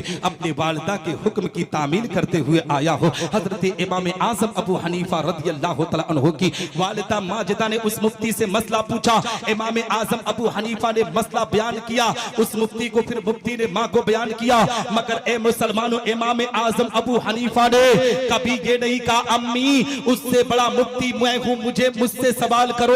ए मुसलमानों इमाम आजम जानते थे अगर माँ की बारगाह में ये बातें कह दूंगा तो माँ को बुरा लग जाएगा, और माँ को जब बुरा लग जाएगा तो अल्लाह रसूल मुझसे नाराज हो जाएंगे। हम मुसलमानों अल्लाह रसूल को कितना नाराज कर रहे हैं। ए मुसलमानों अपने माँ की कदर किया करो, अपने बाप की इज्जत किया करो, माँ की कदर इस बुनियाद पर किया करो। माँ ने अपने पेट में 9 महीना रखकर हमें जिंदगी का सुकून दिया है। आज तुम पैदा होने के बाद अपने माँ की ममता से खिलवाड़ करते हो, माँ के वजूद को मिटाने की कोशिश करते हो। हमने तो यहाँ तक देखा है बेटे के पास अगर पैसा आ जाता है, अगर किसी शहरी लड़की से शादी कर लिया ना तो उसकी हुस्न जमाल में इस चक्कर में इस तरीके से फंसता है। हकीकत में मुसलमानों मैंने करीब से देखा है, भारत की जमीन का दौरा करता हो कि एक बेटा अपने माँ की मोहब्बत के बजाय अपनी बीबी से इतना प्यार करने लगता है कि अपने लिए आलीशान मकान बनवाता है, अपनी माँ के लिए एक छोटा सा कमरा बनवा देगा, उसी में जरूरत के सामान को रख देगा।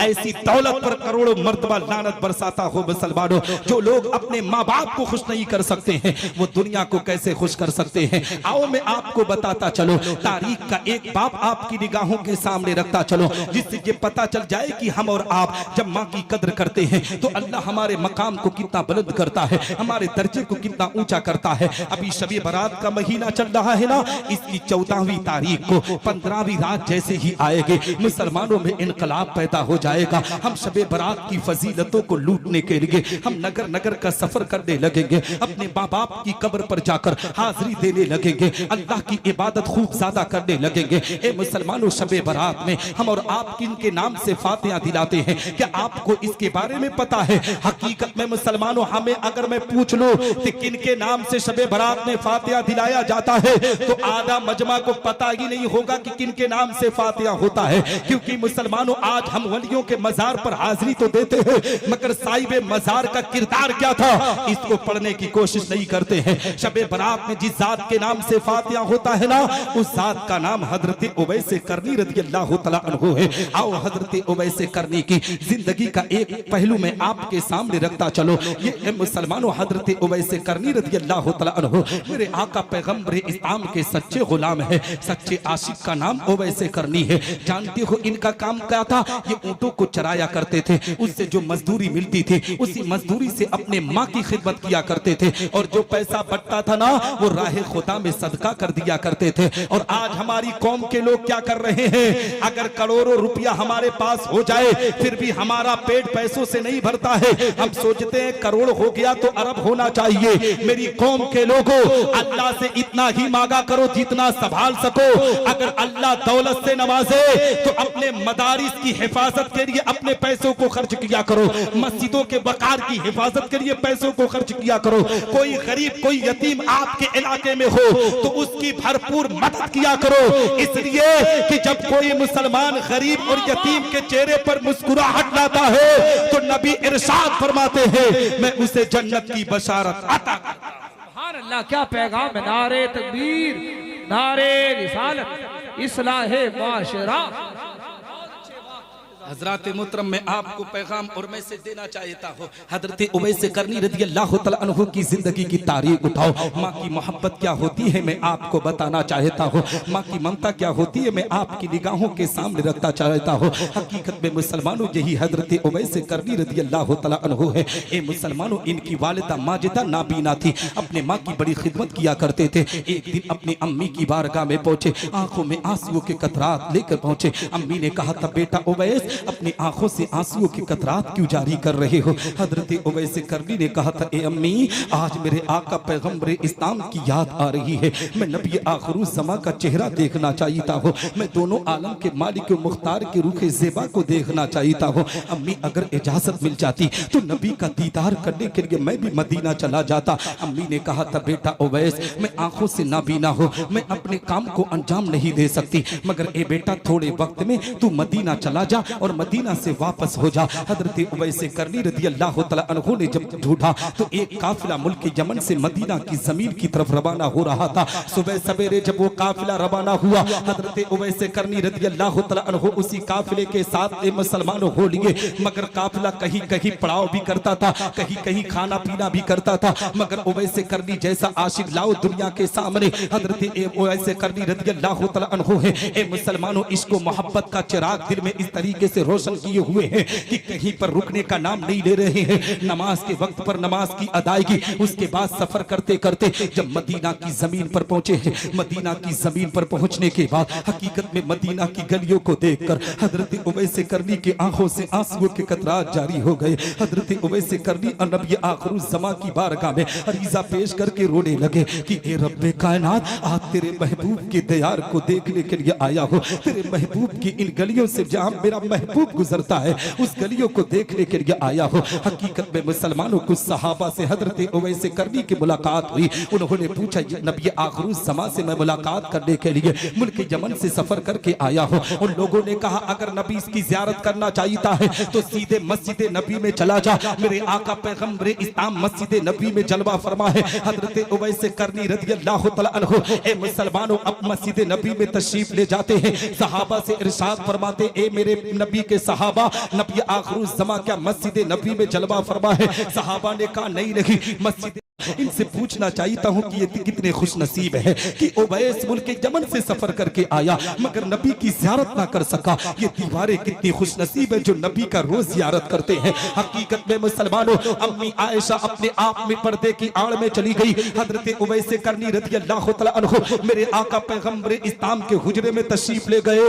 जैसे ही नबी आखिरुज़्ज़मा का बिस्तर देखे ना, बिस्तर से लुपट कर इस तरीके से आंसुओं के कतरात को जारी कर रहे थे, इतने ऐसे अंदाज में रो रहे थे। अम्मी आयशा अपने आप में तड़प जाती है कि ये कौन सा दीवाना है, ये कौन सा आशिक है जो इस अंदाज से आंखों से आंसुओं के कतरात को जारी कर रहा है। दीवारों को देखकर आंखों से आंसुओं के कतरात को जारी करते हैं। हजरत उवैस करनी रज़ी अल्लाह तआला अन्हु रोते रोते अपने घर को चले गए। ए मुसलमानों, इधर मेरे आका पैगंबर इस्लाम तशरीफ लाते हैं। अम्मी आयशा से इरशाद फरमा, आयशा आज क्या मेरा आशिक आया हुआ था? अब मुसलमानों यही से पैगाम में आपको देना चाहता हूँ। हजरत उवैस करनी नबी के घर तशरीफ लाए हैं। हजरत आयशा सिद्दीका ने नहीं कहा कि उवैस करनी आए हैं, मगर नबी के पास इल्मे गैब है। मुसलमानों, अपने गैब की बुनियाद पर नबी को पता चल चुका है कि मेरा आशिक मेरे घर तशरीफ लाया था। मेरे आका पैगंबर इस्लाम की बारगाह में हजरत आयशा सिद्दीका ने कहा था, या रसूल अल्लाह, मैंने आपके बहुत से आशिकों को देखा है मगर ये आशिक लोगों से एकदम अलग था। ये दीवाना और मस्ताना था, ये मलंग था। इस अंदाज से आंखों से आंसुओं के कतरात को जारी कर रहा था। ऐसा पता चल रहा था कि इसका दुनिया में कुछ खोज हुआ है। नबी ने इरशाद फरमाया, ए आयशा सुनो सुनो, मैं जो कहता हूं ना कि मुल्क यमन से मुझे वफा की खुशबू आ रही है, वो वफा की खुशबू का नाम कोई और नहीं, यही उवैस करनी। वाह वाह वाह, जिंदाबाद, नारे तकबीर, नारे रिसालत, फैजाने आला हजरत। और मैं आपको बताना चाहता हूँ हजरत उवैस करनी रज़ियल्लाहु तआला अन्हु की जिंदगी की तारीख आपकी निगाहों के सामने रखना चाहता हूँ। ए मुसलमानों, माँ की खिदमत की बुनियाद पर उवैस करनी के मकाम को अल्लाह ने कितना बुलंद किया है, उनके रुतबे को कितना ऊंचा किया है। एक दिन की बात है, मस्जिद नबी है, मेरे आका पैगम्बर इस्लाम तशरीफ फरमा है, सहाबा की अंजुमन लगी हुई है, हजरत उमर बिन खत्ताब भी बैठे हैं, हजरत अली मुर्तजा रज़ियल्लाहु तआला अन्हु भी बैठे हैं। नबी ने इरशाद फरमाया, ए उमर, ए अली, जब तुम्हारी कभी मुलाकात उवैस करनी से होना तो मेरी गुनहगार उम्मत के लिए मग़फ़िरत की दुआ कराना। हजरत उमर नबी की बारगाह में अर्ज करती, या रसूल अल्लाह, मग़फ़िरत उम्मत के लिए आपसे बेहतर कौन दुआ कर सकता है। नबी ने इरशाद फरमाया, ए उमर, ए अली, सुनो, उवैस करनी अपने माँ की ऐसी खिदमत करता है, ऐसी खिदमत करता है कि अल्लाह उससे राजी है। अगर उवैस करनी ने मेरी गुनहगार उम्मत के लिए मग़फ़िरत की दुआ कर दिया तो रब तबारक व तआला उवैस करनी के माँ के सदके में मेरी गुनहगार उम्मत की मग़फ़िरत फरमा। तो बताने का मकसद ये है मुसलमानों कि अपने माँ बाप की कदर करो। एक अल्लाह के वली की बारगाह में तुम अकीदत का नजराना पेश करने के लिए आए हो। उर्स का कतई मामला ये नहीं होना चाहिए कि उर्स मुकद्दस में औरतों का झुर्म उठो, उर्स मुकद्दस में मेला और ठेला लगाया जाए, उर्स मुकद्दस के अंदर ए मुसलमानों गाना और बजाना किया जाए। उर्स मुकद्दस की तकद्दुस का नाम ये हो कि हम उर्स मुकद्दस के अंदर हम साहिबे मजार के किरदार को दुनिया के सामने रखें कि मजार में लेटा हुआ अल्लाह का वली वो नमाजों के पैगाम देता था, वो कुरान की तालीम का पैगाम देता था, वो दीन मुस्तफा के वकार को ऊंचा करने के लिए अपने कदम को बढ़ाता था। और मैं आपको बताऊं मुसलमानों, ये भारत की जमीन किसी की जमीन नहीं, ये गरीब नवाज की जमीन है। हकीकत में 2018-19 में जब NRC NPRC AA का मामला आया था ना, तो मैंने भारत की जमीन का चक्कर लगा कर देखा था। जिस इलाके में जाता था लोगों के चेहरे पर 12 बजते हुए दिखते थे। हर कोई कोर्ट और कचहरी का चक्कर लगा रहा था, हर कोई कचहरी में जाकर अपने कागज को ठीक करवा रहा था, कोई ब्लॉक में दौड़ रहा था, कोई कोर्ट में दौड़ रहा था। हम अपनी कौम के लोगों से सवाल करते थे, मेरी कौम के लोगों, अपने कागजात को क्यों दुरुस्त करने के लिए इतना दौड़ भाग कर रहे हो? सुनो, तुम कागजात को बाद में दुरुस्त करना, अपना ईमान पहले दुरुस्त कर लो। तुम अल्लाह के घर को आबाद कर दो, अल्लाह तुम्हारे घरों को आबाद। बहुत और जानते हो, मैंने जब देखा कि भारत की जमीन का मुसलमान बहुत परेशान है, इधर उधर का चक्कर लगा रहा है, हर किसी के आंख में आंसुओं के कतरात है, तो सीधा जानते हो भारत के राजा हिंदल वली ख्वाजे ख्वाजगा ख्वाजा मोइनुद्दीन चिश्ती संजरी रहमतुल्लाहि ताला अलैह की बारगाह में पहुंचा। अर्ज किया, ए गरीब नवाज, आज भारत की जमीन पर मुसलमान परेशान है। मुसलमान अपनी जिंदगी के अंदर ये सोचने पर आमादा है कि भारत की जमीन पर हमारी आबरू को लूटा जा रहा है। लोग एक नारा दे रहे हैं कि भारत की जमीन से मुसलमानों को निकाल दिया जाए, भारत की जमीन से मुसलमानों को निकाल कर फेंक दिया जाए। हकीकत में गुंबदे गरीब नवाज से आवाज आई थी कि तुम दुनिया के लोगों को पैगाम दे दो कि यही भारत की जमीन है, यही अजमेर मोहल्ला की पाक जमीन है, अजमेर की जमीन थी। जब मैं इसी अजमेर की जमीन पर आया तो एक मैदान में मेरा पड़ाव हुआ, वहां राजा के चंद ऊंटों को लेकर उनके गुलाम आए और कहने लगे, बाबा इस जगह से हट जाओ जहां ऊंटों को बिठाया जाता है। गरीब नवाज ने सिर्फ अपनी जबान से इतना कहा था कि ऊंटों को यही बिठाया जाएगा तो यही बैठे रहेंगे। इतना अपनी जबान से कहकर गरीब नवाज चले गए थे। ए मुसलमानों, दूसरा दिन आया था, आपने ये वाकया सुना होगा उलमा के जरिए कि राजा के गुलाम आए, उन ऊंटों को उठा रहे हैं, ऊंट उठने का नाम नहीं ले रहे हैं, ऊंट इधर उधर जाने का नाम नहीं ले रहे हैं। ख्वाजा मोइनुद्दीन चिश्ती संजरी रहमतुल्लाहि ताला अलैह की गुंबद से आवाज आई, निसार अहमद निजामी, भारत के मुसलमानों को पैगाम दे दो कि जब मैंने ऊंटों को बिठाया तो राजा की ताकत फेल हो गई, मगर उन ऊंटों को कोई इधर उधर ना कर सका। तो भारत की जमीन पर मैंने तो मुसलमानों को आबाद किया है। जब तक गरीब नवाज भारत की जमीन पर है तब तक मुसलमान भारत की जमीन पर जिंदाबाद जिंदाबाद। तो मैं आपको आखिरी पैगाम दे रहा हूं क्योंकि वक्त ज्यादा हो रहा है और बहुत ज्यादा देर ना तकरीर करने से आपका माइंड क्रॉस हो जाएगा। सही है, सही है ना? हाँ, क्योंकि आखिरी वक्त मुझे मिला है। अल्लाह सलामत रखे। बहुत अच्छा पैगाम सुनेंगे भैया 2-4 मिनट? हाँ, क्योंकि ये भीमराजपुर के अराकीन जिम्मेदारान नौजवानों ने बड़ी मोहब्बत से सजाया है। मगर मैं असलम भाई आपसे गुजारिश करूंगा, चैनल भी लगा है, कि मुझे किसी तरीके से आपको कहां पहुंचाना है पता है ना जी। वाहिद खान साहब कहाँ हैं? हाँ हाँ जी जी, क्योंकि मैं बहुत मशक्कत से आया हूँ मेरे भाई, इतना थका हूँ, इतना थका हूँ। हाँ साबिर भाई मेरी एक तारीख भी लिए थे 3 की, तो मैं थकने की ही बुनियाद पर थकावट, क्योंकि हमारे यहाँ उर्स चलता है 3 दिन का, 2 दिन 31 तारीख 1 और 2 फरवरी, तीसरी तारीख इन्होंने ली थी, मैं नहीं आ पाया। मैं इनसे भी माजरत चाहता हूँ, क्योंकि थकावट अभी भी है। रोज एक रात में यूपी में 3 प्रोग्रामों में तकरीर करना, 2 जलसों में तकरीर करना, फिर इतना लंबा सफर करके उड़ीसा में आके बोलना, है ना। हाँ, और पहले मैं पाया होता माइक तो और अच्छा होता, है ना हजरत। और खुशी की बात है कि नकीब हिंदुस्तान अर्द अल्लामा कारी अख्तर रजा ज़ियाई, मैं उड़ीसा का जब प्रोग्राम कभी कभी लाइव देखता था ना, तो हजरत का नाम देखता था तो एक हसरत होती थी कि हजरत से कब मुलाकात होगी, है ना। हाँ, क्योंकि हर नहीं, इससे पहले भी मुलाकात अल्हम्दुलिल्लाह हो चुकी है हजरत से। हाँ जी, अब इंशाल्लाह मुलाकात होती रहेगी और मोहब्बतें भी सलामत रहेंगी, है ना साबिर भाई जी।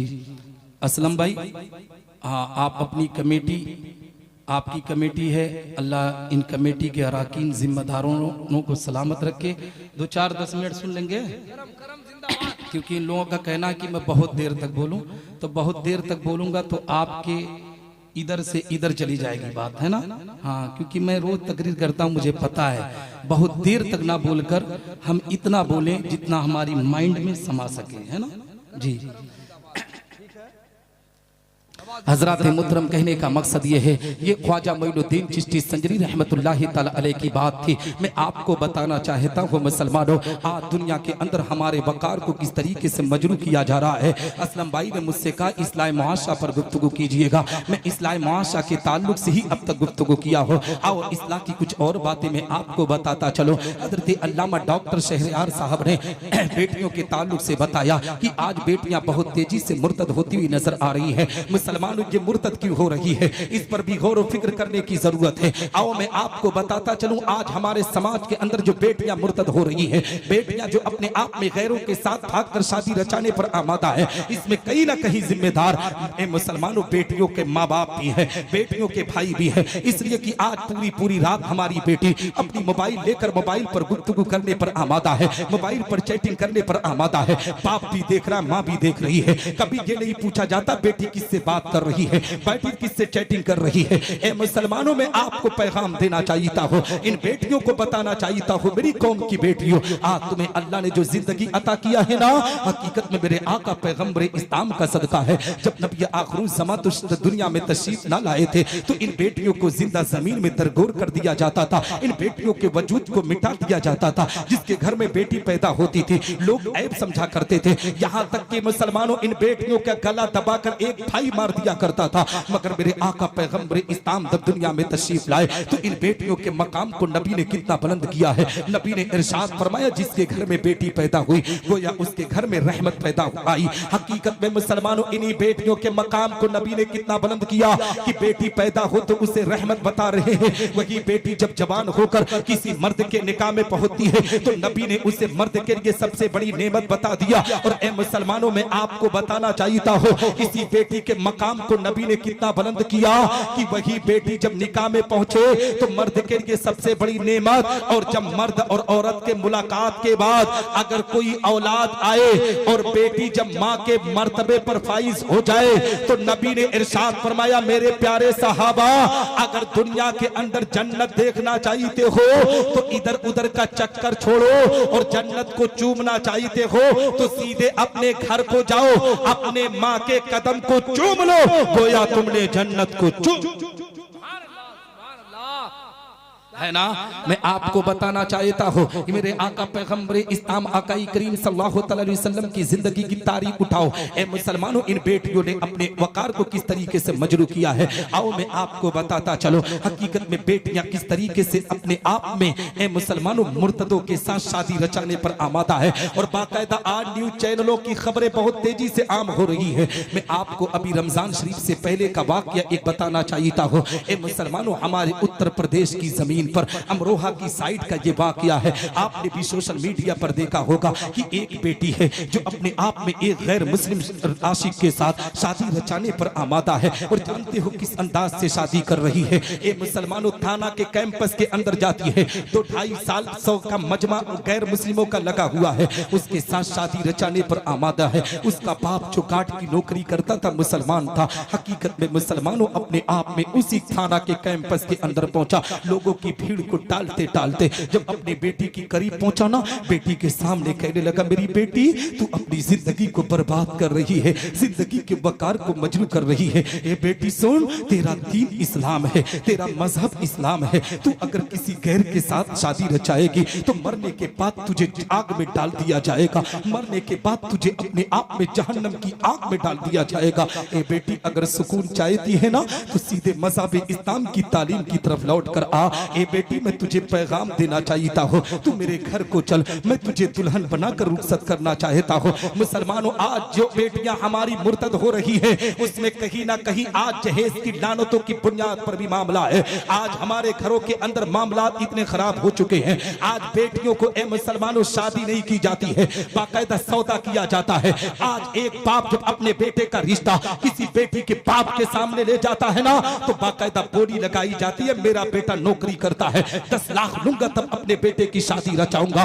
मेरी कौम के लोगों, अपने बेटों का सौदा ना किया करो। अल्लामा अख्तर रजा ज़ियाई से पूछने की कोशिश करो, जो बाप अपने बेटों का सौदा करके अपने घर की शादियां रचाता है ना, 99% मामला देखे गए हैं, उन्हीं माँ बाप को धक्के मारकर बाहर निकाला जाता है। मेरी कौम के लोगों, जहेज लेकर किसी की बेटी को अपने घर की जीनत ना बनाओ। अगर शादी रचानी है तो अपने बच्चों का सौदा ना करो, बल्कि पैगंबर इस्लाम की मोहब्बत में डूबकर निकाह कर कर उसे अपने घर की बहू बनाओ। जिंदगी के आखिरी पड़ाव तक वो बेटी तुम्हें बाप जैसी इज्जत अता करती हुई नारे तकबीर, नारे रिसालत, फैज़ाने आला हजरत, पैगामे इस्लाम, इस्लाहे माशरा। तो हजरत मोहतरम कहने का मकसद ये है, बताने का मकसद ये है, ए मुसलमानों, जहेज की लानतों की बुनियाद पर हमने अपने वकार को मजरू किया है, हमने अपनी इज्जतों को नीलाम किया है। आज जानते हो बाकायदा जब किसी बेटी की शादी का मामला आता है, किसी बेटी के रिश्ते का मामला आता है, हम जब रिश्ता देखने के लिए आते हैं तो आज बेटियों के अंदर उसके कद को देखकर हम रिजेक्ट कर दिया करते हैं, उसकी आंख को देखकर रिजेक्ट कर दिया करते हैं, बाद जगहों पर तो बाल को देखकर रिजेक्ट कर दिया जाता है। मेरी कौम के लोगों, तुम किसी की बेटी को रिजेक्ट करने से पहले अपनी बहन पर भी नजर डाल दिया कर, अपनी बेटी पर भी नजर डाल दिया कर। आज किसी की बेटी बहन में ऐब तलाश कर, अगर तू उसे रिजेक्ट करेगा ना तो कोई आएगा जो तेरी बेटी तेरी बहन को रिजेक्ट करेगा, तब तुझे तमाचा लगेगा। और हकीकत में मुसलमानों, गैरों की बेटियों को इज्जत देने की कोशिश किया कर। जो हकीकत में मुसलमानों गैरों की बेटियों को इज्जत देता है, अल्लाह उसे ही जमाने में इज्जत अता करता है। आओ मैं आपको बताता चलो, ए मुसलमानों, वो अमरोहा के आगे का वाकया मैं आपको बताना चाहता हूँ। हकीकत में बाप ने अपनी बेटी के सामने कहने लगा, ए बेटी चल, तुझे मैं दुल्हन बनाकर रुखसत करूंगा। बेटी, तुझे जहाँ जिंदगी गुजारने की जरूरत रही है, तू अपनी जिंदगी का सौदा क्यों कर रही है? हकीकत में मुसलमानों, भरे मजमे के अंदर उस बेटी ने इसी हाथ से इस तरीके से अपने बाप के सीने पर ऐसे ही हाथ लगाया, बाप लड़खड़ा कर जमीन पर गिर गया। उसकी आंख में आंसुओं के कतरात थे, वो रोने पर आमादा था। हकीकत में मुसलमानों, यहीं से एक पैगाम मिला, एक मैसेज मिला कि हम और आपको चाहिए कि हम अपनी बेटियों को सज्जदा ज़ैनब की कहानियां सुनाएं कि करबला का मैदान था सज्जदा ज़ैनब के, खानदान अहले बैत के तमाम चश्मे चिरागों को जब शहीद कर दिया गया तो सज्जदा ज़ैनब ने अपनी चादर को किस तरीके से हिफाजत में लिया था, चादर ततहीर को उनके सरों से छीन लिया गया था। मगर ए मुसलमानों, हजरत सज्जदा ज़ैनब ने अपनी क़यादत करते हुए किस अंदाज से पैगाम दिया था। अपनी कौम की बेटियों को कहा था मेरी खानदान की बेटियों, नाना की शरीयत को आम करने का वक्त आ चुका है, पैगंबर की तालीम पर चलने का वक्त आ चुका है। ए मेरी खानदान की बेटियों, अगर कि हमारे सरों से चादरों को छीन लिया गया है, हम अपने बालों से अपने चेहरे का पर्दा करेंगे। हकीकत में मुसलमानों, अगर ये सबक, ये पैगाम आज के जमाने में किसी मुल्क की बेटियों ने अमल किया है तो वो मुल्क फिलिस्तीन की जमीन है। फिलिस्तीन की माए आज भी पर्दे का एहतमाम इसी अंदाज से कर रही है, फिलिस्तीन की बेटियां इसी अंदाज से पर्दे का एहतमाम कर रही है। मेरी कौम के लोगों, जब तुम अपनी बेटियों को सैयदा ज़ैनब की कहानी बताओगे, सैयदा फातिमा की सीरत पढ़ाओगे और आज के जमाने में फिलिस्तीन की मजलूम माओ और बहनों के वाक़े को बताओगे तो दावे के साथ कहता हो तुम्हारी बेटी मर जाएगी मगर किसी गैर के साथ भागकर शादी नहीं रचाएगी। मेरी कौम के लोगों, अपनी बच्चियों को अच्छा पैगाम दो, दावे के साथ कहता हो अल्लाह करम करेगा, हमारी दुनिया भी सबरेगी, हमारी आखिरत भी सबरती हुई। जिंदाबाद जिंदाबाद, बहुत अच्छे बात, वाह वाह, बहुत अच्छा पैगाम, वाह वाह। हजरात मोहतरम, अब मैं गुफ्तगू ख़त्म करूंगा। मैं तो बोलना बहुत कुछ चाहता था लेकिन अब 4 बज रहा ना, इस वक्त माइंड आपका भी सही नहीं होगा, ठीक है। हाँ, फिर कभी आऊँगा, वक्त से पहले बिठाइएगा। मैं तो बोलने वाला खतीम हूँ, बोलूँगा ज़रूर इंशाअल्लाह, ठीक है। हाँ, तो मैं यहीं पर अपनी गुफ्तगू ख़त्म करता हूँ। दुआ करता हूँ कि रब्बे कायनात मुझसे बोलने में, कहने में छोटी या बड़ी गलती हुई तो मेरी गलतियों को माफ़ फरमाए। मेरे असातिज़े किराम की दुआएं मेरे साथ रखे, उलमा अहले सुन्नत वल जमात की दुआएं मेरे साथ रखे, मेरे माँ बाप की दुआएं मेरे साथ रखे, हज़रत अल्लामा कारी अख्तर रज़ा ज़ियाई साहब की बिला की अल्लाह इल्म व अमल में खूब बरकत अता फरमाए। साबिर भाई, असलम भाई और जितने भी भाई हैं